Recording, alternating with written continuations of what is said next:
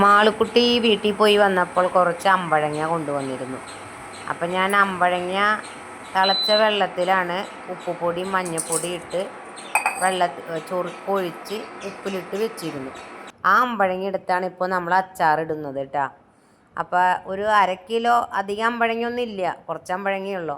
2 പുണ്ട് വെളുത്തുള്ളി, 2 ഇഞ്ച് വലുപ്പത്തിലുള്ള ഇഞ്ചി, 4 പച്ചമുളക്, കായപ്പൊടി, ഉലുവപ്പൊടി, കടുക്, കറിവേപ്പില, ഉപ്പുപൊടി, പിന്നെ എണ്ണ, പിന്നെ നമ്മൾ ആ ചൊറുക്ക ഉപ്പിലിട്ട് വെച്ചിരുന്ന ആ വെള്ളം കുറച്ച് മാറ്റി വെച്ചിരുന്നു, മുളക് പൊടി. പിന്നെ നമ്മൾ പാത്രം വെച്ച് എണ്ണ ഒഴിക്കുക. എണ്ണ ചൂടായി വരുമ്പോൾ നമ്മൾ കടുകിട്ട് കൊടുക്കുക. കടുക് പൊട്ടി വരുമ്പോൾ നമുക്ക് എല്ലാവർക്കും അറിയാവുന്ന കാര്യങ്ങളൊക്കെ തന്നെയാണ്. പിന്നെ നമ്മളിതേ മുളക് ഇട്ടു.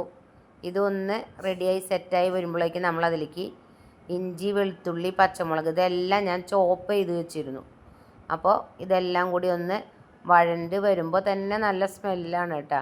പിന്നെ അതിലേക്ക് നമ്മൾ ഒരു 3 ടീസ്പൂൺ മുളക് പൊടി, 2 ടീസ്പൂൺ കാശ്മീരി ചില്ലിപ്പൊടി, കായപ്പൊടി, ഉലുവപ്പൊടി, ഇതെല്ലാം നല്ല മൂത്ത് പാകമായി വരുമ്പോൾ നമ്മളതിലേക്ക് അമ്പഴങ്ങ ഇട്ട് കൊടുക്കുക. അമ്പഴങ്ങ ഇട്ട് നല്ലോണം നമ്മൾ യോജിപ്പിച്ചതിനു ശേഷം അതിലേക്ക് പാകത്തിന് ഉപ്പിട്ട് കൊടുക്കുക.